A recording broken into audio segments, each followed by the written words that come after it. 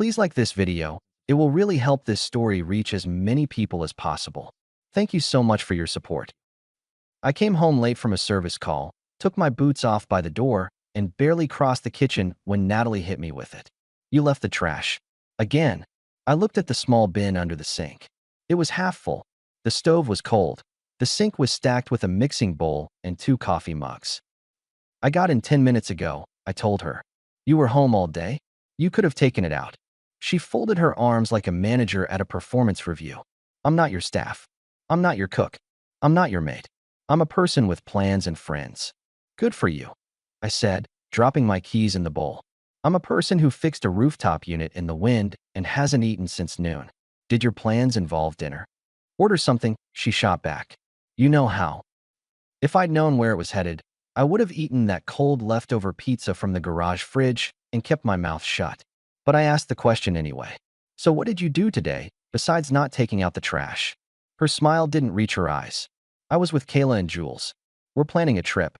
And before you ask, yes, you'll make it work. Make what work? The trip.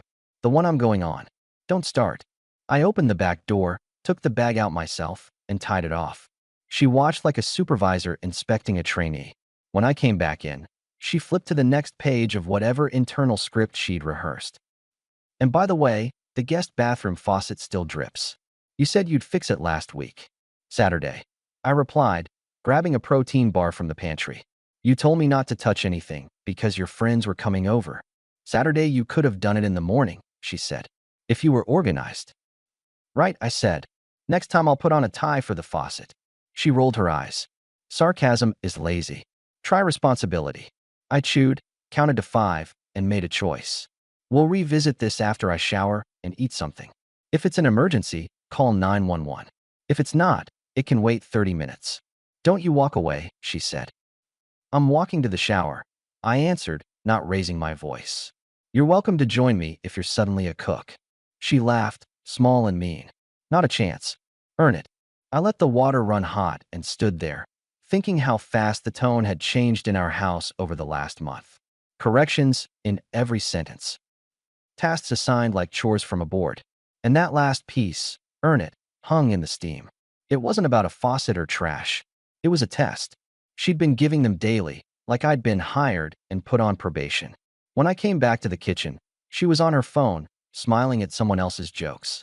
I pulled eggs from the fridge and started cooking. You're making a mess, she said without looking up. Then don't look, I told her. You had the floor. My turn. She set her phone down. Here's how this is going to work. Kayla found a great package from Miami. Not expensive, but I'm going. We'll talk budget, but I need you to not be difficult. You already decided, I said, plating eggs. You don't need a conversation. You need a signature. Stop being dramatic, she snapped. It's 4 days. You'll survive. You said, we'll talk budget. So we will, I replied. Tomorrow after dinner. With numbers. She smirked. Tomorrow I'm out. Pilates and then drinks. Then we'll do it Thursday, I said. Put it on the calendar. And don't hand me tasks like I work for you. I'm your husband, not your employee. She pushed her chair back, slow. When you act like a partner, I'll treat you like one. Copy that, I said, finishing my plate and setting the pan in the sink. Thursday. Calendar. She laughed under her breath. You'll come around. The line sounded like a promise and a threat. I went to bed with the door half closed and the fan humming. She stayed up, tapping replies to whoever was more interesting than a man who could fix things. The next morning, she sailed past me in leggings and a long sweatshirt, grabbed a smoothie, and flicked her hand at the counter. The faucet. The list is on the fridge. I'm not taking assignments, I replied, tying my boots. Give me problems, not orders. She leaned against the island, copying the voice she used with her cousin's kids. I'm telling you how to help us function. I function fine, I said. You want something done, ask. Drop the tone. Or what? She raised a brow. Or I adjust, I said. You won't like it. Try me. I took my work bag and left. On the drive to the shop, I made a different kind of list. No grand speeches, no pleading. Changes. Simple and visible. First, the bank app. I moved our savings to an account in my name only, not to hide anything, but to stop the drip. I left enough in the joint for bills, mortgage, utilities. Groceries were on me as usual, but the random swipes at noon for coffee with the girls. Not my circus anymore. Second, the Saturdays I'd been giving away to her errand marathons, returning things, hauling decor, waiting while she decided. Over. I messaged my buddy Mark. Shop's open Saturdays. I'll pick up the overtime. He sent a thumbs up and a "you good?" I told him I was getting organized. Third, I texted Natalie. Thursday 7 p.m. budget talk. No tone. No commentary. Just a meeting time and a note. We'll use the spreadsheet. Her reply came back fast. Don't be controlling. I'll let you know when I'm free. I typed and deleted 3 versions. Finally, I said it. Be there or I'll decide without you. At lunch, I called our neighbor, Mrs. Diaz, who'd asked me to look at her thermostat. I went over after work and replaced a battery. She offered me a plate of enchiladas and a look that said she was reading more than the thermostat. How's your girl? She asked. She's busy, I said. Busy like missing dinner? Mrs. Diaz asked. Busy like handing me memos. She nodded in that way older people do when they've watched the same movie too many times. You be kind, but you also be firm. Sometimes that's the same thing. I went home to a quiet house. Natalie had left a note on the counter. Out. Don't wait up. The faucet still dripped. It could wait until the employee review Thursday. 2 days later, she breezed into the kitchen like nothing had happened and handed me a mug. I got you that dark roast you like, she said. Sorry about the other night. I was stressed. Thanks, I said, taking the mug. Thursday still stands. Maybe, she said, touching my arm. Let's not be so scheduled. It feels cold. You wanted functioning, I reminded her. Function is scheduled. She made a face, then softened it. Fine. Quick question. Kayla found flights that are time-sensitive. Should I grab them? You said no more random swipes. I get it. But this is a deal. Bring the spreadsheet, I said. 7 o'clock. She exhaled through a smile, like she was indulging a stubborn kid. You and your spreadsheets. I noticed her hand. No grocery bags. No dinner. The faucet ticked steady in the background. She took a call, walked into the hall, and did that bright voice she uses when she wants to be charming. Thursday came. I made pasta, set 2 plates, opened the laptop, and waited. 7:10, 7:20. At 7:30, she came in with Kayla, loud and laughing, paper cups in hand. She saw the table and put on surprise like a jacket. Oh, I forgot, she sang. Is it okay if we push this? We're brainstorming. Not pushing, I said. Sit down for 10. Kayla, you can listen or wait in the living room. Kayla blinked. I can wait. Natalie didn't move. Don't make this a thing. It's a budget, I said, sliding the sheet toward her. Numbers, not emotions. She sat hard, not from agreement, but to show me she was doing me a favor. I walked through what went out, what came in, what had leaked lately into lunches, and self-care. I pointed at the line items without commentary. So, I finished. If you want this trip, move something. Or wait 2 months and save for it. Your call. She crossed her arms. You're being cheap. I stared at her. We just looked at the numbers. There's no insult in arithmetic. Kayla cleared her throat. I'll be in the living room. Natalie watched her go, then turned back to me. You're not hearing me. I need this. I've been trapped. I need to breathe. Open a window, I said. If you want this, contribute. Cover groceries for a month. Pick up a temp shift at that boutique you like. Sell the second set of patio lights you never hung. I'm not your ATM. She leaned forward. Say that again. I'm not your ATM. She smiled like she'd caught me in a lie. You used to be generous. I still am, I said. With people who treat me like a partner. She stood. We're done here. Agreed, I said. We'll revisit when you decide you want to. Until then, I'm adjusting. I moved savings to my account. Joint stays for bills. No discretionary swipes without a text. And the Saturdays I've been giving to your errands? No more. I'll be at the shop. Her mouth dropped open. You can't just. I can't. I cut in. I just did. And if you talk to me like I'm your underling again, I'll adjust more. She stared like she was measuring how hard to push. Then her face softened, just a touch, a practiced version of vulnerable. Okay, she said. I overreacted. I'll pitch in. I'll cover groceries this month. Will that make you feel like I'm a partner? That's a start, I said. She stepped closer, hand on my shoulder. And maybe this weekend. Just us, no friends. We can reset. Fine, I said. Saturday night. Pick a place. We'll go early. She smiled as if she'd won something. Done. Let me pause the story for just a second. If you're still listening, please hit the like button on this video. It really helps YouTube show this story to more people. Thank you so much for the support. Now let's get back to the story. Saturday afternoon, she texted, Kayla's crisis. Rain check tonight. Then nothing. Sunday morning, she was bright and attentive, made pancakes, asked about my week like she was reading a card. The faucet kept dripping. I almost let myself enjoy the quiet. Almost.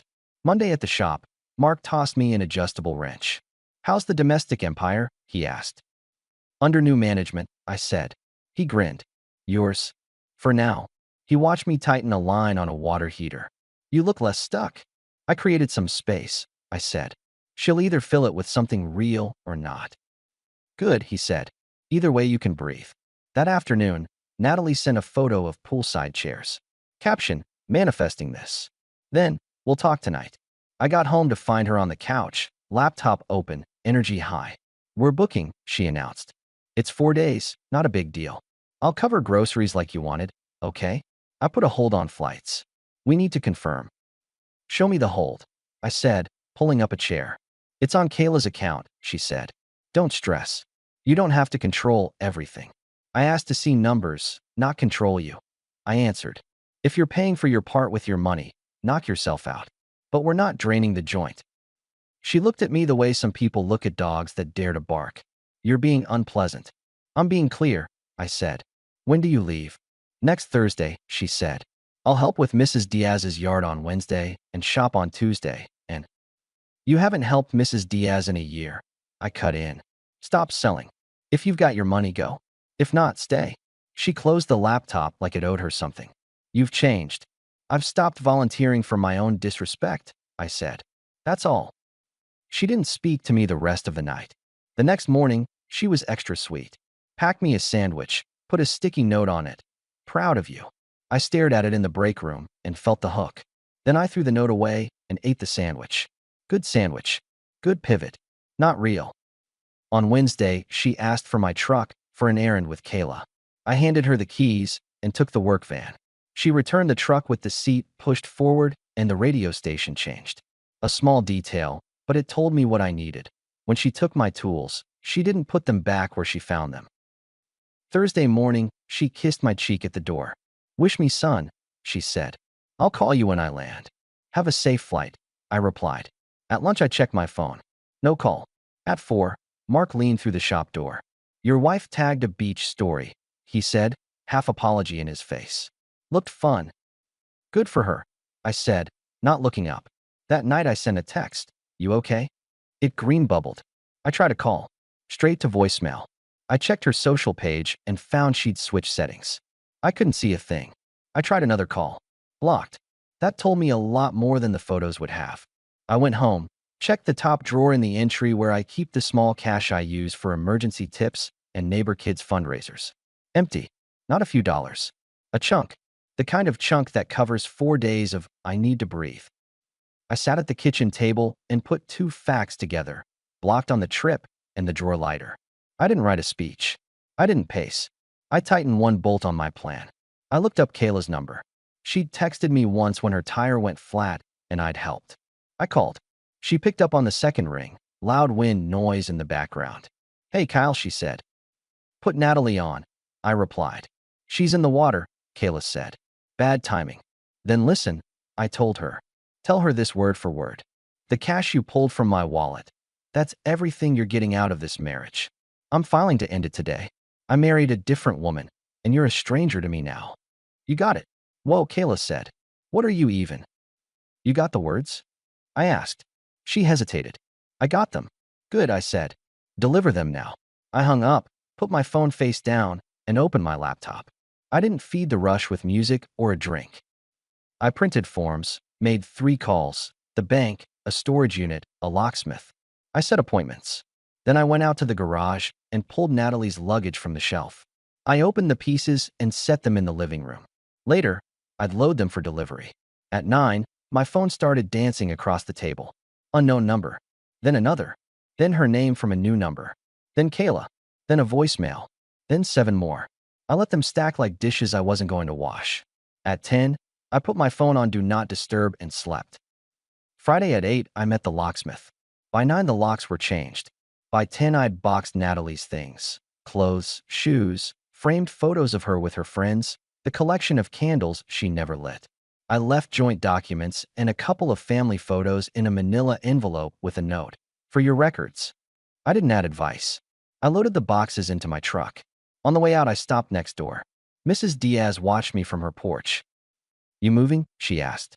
Just rebalancing, I said. She nodded once. You need pie? Later, I said. I have a drop-off. Natalie called again and again. I let it ring. She texted from each corner of her contacts list. Answer me. What are you talking about? Stop being dramatic. You owe me an explanation. You're scaring me. This is abusive. I didn't take anything. How could you? The tone evolved by the hour. Pity plays, anger, fake confusion. She never used the word that mattered. Respect. She didn't apologize. She didn't ask what I needed. She wanted the comfort back and the faucet fixed. I drove to her parents' place across town. They live in a tidy brick ranch with wind chimes that never stop. Her dad, Frank, opened the door. He's a retired bus driver with hands like old rope. Her mom, Lisa, came up behind him with a dish towel still in her hand. Hey, Kyle, Frank said, eyeing the boxes in my truck. What's going on? I'm returning inventory, I said. Is she here? Lisa shook her head. She's on a trip, sweetie. I know, I said. These are hers. Frank frowned. You two have a fight. We're done, I said. I'm not here to debate. I'm dropping her things. You can call her. She'll tell you a version. This is mine. Lisa reached for my sleeve. Whatever she did or didn't do, I'm not tallying, I said gently, stepping back. I'm closing. Frank's jaw clicked. At least tell us why. She blocked me while she was away and dipped into cash she didn't earn. It's not about the bills. It's about the pattern. She treats me like a servant. I'm not one. Lisa's eyes watered. She's passionate. She's careless with people. I replied. She can be careful now with you. These go in her old room. Frank rubbed his neck. Son, marriages have storms. Don't throw away a house because of rain. It's not rain, I said. It's how the roof was built. Lisa tried again. We'll talk to her. She can be impulsive. She'll apologize when she calms down. You don't need to handle it for her, I replied. I'm handling my side. I carried the boxes in. Lisa put a hand on one of them like she could stop a moving truck with palm pressure. Frank followed me, quiet now. You're sure? He said at the bedroom door. Yes, I said. Lisa swallowed. If she did take money, maybe she thought. She thought I was a resource, I said. Not a partner. Frank sighed through his nose. We like you, he said. We hoped you two would figure it out. I figured it out, I answered. I wish you both well. I drove away without looking in the rearview too long. At a stoplight, I pulled my phone off silent. 50 missed calls. I put it face down again. Saturday morning, Mark texted. You good to cover a last-minute furnace tune-up? I was. We finished by noon. He handed me a breakfast burrito from a food truck and looked at me over the foil. You look like a man in motion, he said. I am, I said. Anything you need from me? He asked. Just this, I said. If someone comes by the shop looking for me, tell them I'm not available. Mark nodded. Understood. At 2, while I was restocking parts, a number I didn't recognize called. Then again. Then a text. Answer me now. We need to talk. Stop being petty. Then a photo of the front door. She was back early, standing on our porch with 2 suitcases and a face like a storm cloud. Open, she texted. I can see your truck. My reply was short. No. The doorbell rang. Then the pounding started. I watched from the kitchen window, not hiding, just not performing. She paced, shouted words I won't repeat, then switched to a sweeter register loud enough for the street to hear. We can fix this, she called. Kyle, don't be childish. I sat at the table and answered 3 emails for work. She kept at it. A neighbor across the street looked up from his mower, then looked away. Mrs. Diaz came out and watered a plant that didn't need it. Kyle, Natalie yelled. Don't you dare ignore me. I did. After 30 minutes, her voice got hoarse. She tried the door again, then stomped down the steps, phone to her ear, speed walking to her car. 5 minutes later, the texts. You changed the locks? Are you serious? This is insane. You can't do this to me. Answer, or I'm coming back with someone. I turned my phone over and let it buzz on the table. Sunday morning she tried again, not with noise, but with photos of us from better days. We built this, she wrote. Don't throw it away. The photos were carefully chosen, her laughing at a picnic, her head on my shoulder at a county fair. None of them showed her looking at me. All of them showed a spotlight on her. I didn't answer. I changed my social account settings. I set a silent schedule on my phone from 10 at night to 7 in the morning. Simple adjustments.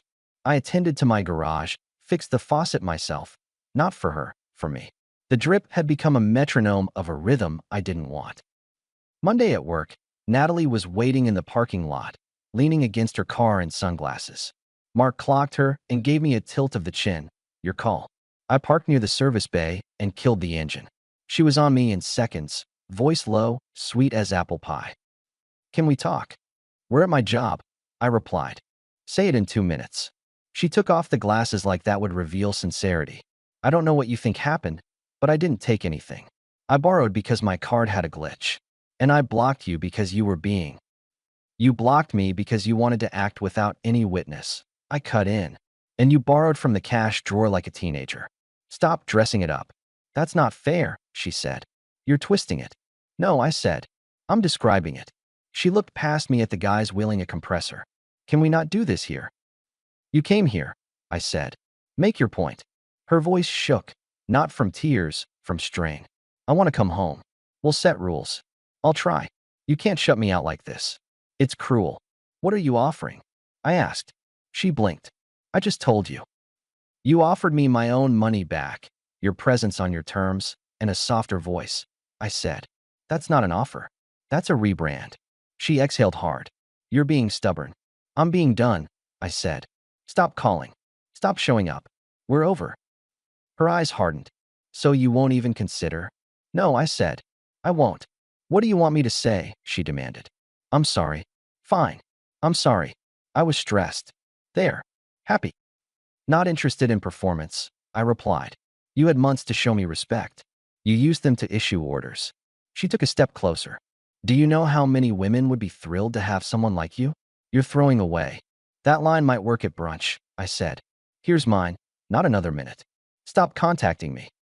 She stood there, mouth open, like the script had run out and there were no more pages. Then she squared her shoulders and tried a last swing. You'll regret this, she said. Don't blame me when you're alone. I'm not alone, I said. I'm finally with myself. Mark appeared at my shoulder, easy and solid. We're starting a job in 5, he told me, eyes on the clipboard. You coming? Right now, I answered. Natalie looked between us like she expected a stagehand to call cut. No one did. She put her sunglasses back on, turned, and walked to her car. She sat there longer than she needed to, probably to see if I'd soften and tap her window. I didn't. She drove off. By that afternoon, the calls slowed. By Tuesday, they stopped. I met with the counselor recommended by a guy from the gym to make sure I wasn't just reacting, but setting myself up to move. He listened, asked 3 questions that mattered, and told me I'd set boundaries the way adults do. Early, clearly, with consequences. Keep your voice level, he said. Keep your actions firm. I can do that, I answered. 2 weeks later, the house felt like a house again. The schedule was mine. The fridge held actual food. The Saturday mornings were for oil changes and fishing with Mark. Mrs. Diaz sent over that pie. I took my truck out to the lake and let the quiet do its work. I didn't run into Natalie. I didn't look for updates. I heard from Lisa through a short text that Natalie was staying with a friend for a bit, figuring things out. The text had more hope in it than facts. I replied with a thumbs up and nothing else. A month after the porch show, I met someone decent through work. Julia, an office manager from a contractor we collaborate with. She's grounded, asks simple questions, listens to answers. We took it slow. Coffee, then a walk, then dinner with friends. I didn't overshare. I didn't sell myself. I didn't ask for trophies. I told her what I like. Clear plans, simple rules, no games. She nodded like I'd said the most normal thing in the world. At the shop, Mark laughed when I told him we were meeting at a barbecue place. She'll find out you're a meat and potatoes guy on date 1, he said. Good, I said. Better now than later. I adjusted everything else too. The joint account stayed open for bill runout, and then got closed. I moved the few shared subscriptions we had to my card or canceled them. The spare key Natalie kept at her friend Jules. I replaced the lock anyway. Her boxes stayed with her parents.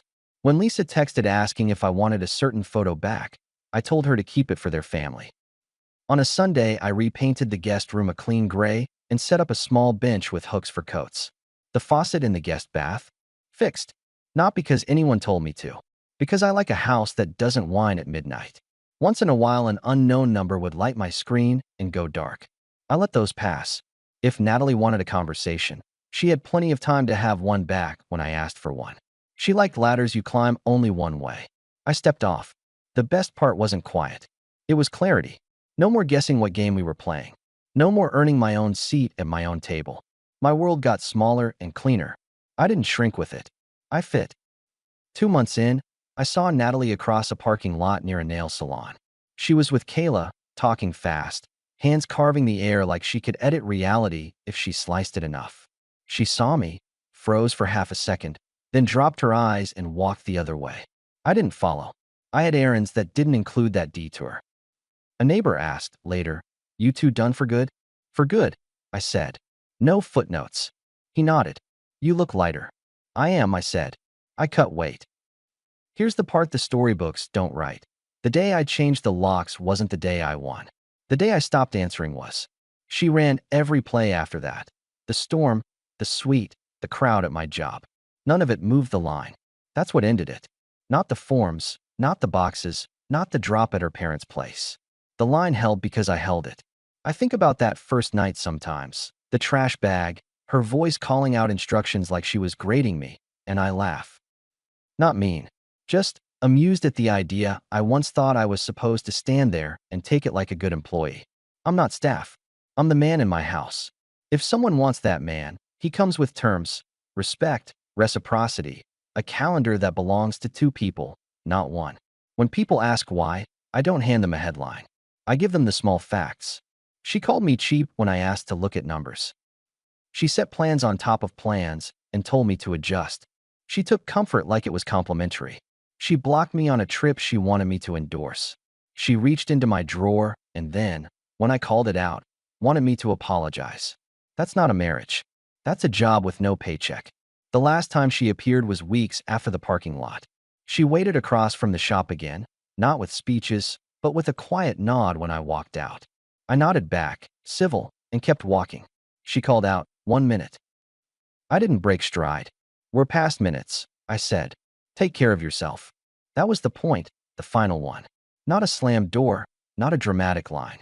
Just a clear boundary in daylight, at a place where I build things that work. She stood there, hands at her sides, and let me go. Or maybe I just went. Epilogue. You want a tidier bow than life gives, but I'll give you the real version. I'm in a small house I own outright because I ran the numbers and sold the bigger place before it became a museum to a fight. I drive a truck that starts every morning. I keep my tools where I left them. I've got a circle of people who don't ask for proof of loyalty. Mark, Mrs. Diaz, 3 guys from the gym who show up with a 6-pack and a bad sense of humor when the game is on. I'm seeing Julia, and when we talk, it's normal. Plans get put on a calendar and then actually happen. She doesn't hand me memos. She asks me what I think. Then we decide. As for Natalie, I hear through the neighborhood map that she bounced between friends for a while, then moved into a smaller apartment across town. The wind chimes at her parents' place still ring. Lisa sends me a holiday card with a photo of their dog and a note that says, "Wishing you peace." I wish it back. The day I loaded those boxes and told Kayla to deliver my final words, "The cash you pulled is all you'll get. I married a different woman. And you're a stranger." That was the clean cut. Everything after was echoes. She wanted control, and when that didn't work, she wanted the comfort back. That's not what I am. I don't exist to be comfortable for someone who treats me like a task list. When she tried the job site apology, when she stood on my porch and shouted, when she used the photos and the old songs, those were tests of the lock. I don't blame her for trying. People push where it used to give. I changed the door, not just the hardware, the frame. I left with a final line because some endings deserve one. It wasn't a speech. It was the truth, simple as a tool that fits in your hand. Not another minute. "Stop contacting me." She heard it. So did I. And the silence that followed wasn't empty. It was mine. Our story has come to an end. If you've made it this far, how about subscribing to our channel? It helps us immensely. I've selected 2 other videos for you that I'm sure you'll enjoy. Feel free to click on them. I'll be waiting for you in the next story. See you soon.